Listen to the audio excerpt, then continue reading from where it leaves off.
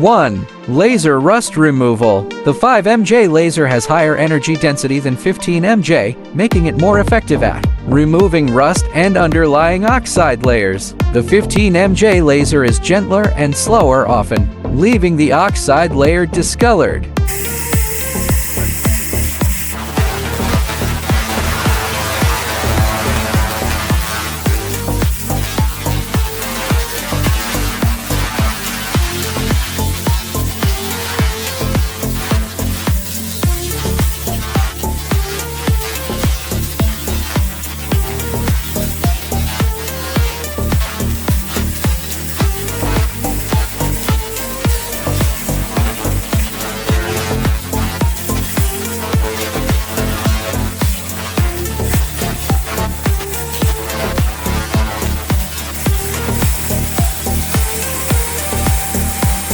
Oil stain cleaning. Both can remove oil stains, but the 5mj laser cleans oxide layers faster. After the same cleaning time, the 5mj delivers a cleaner surface.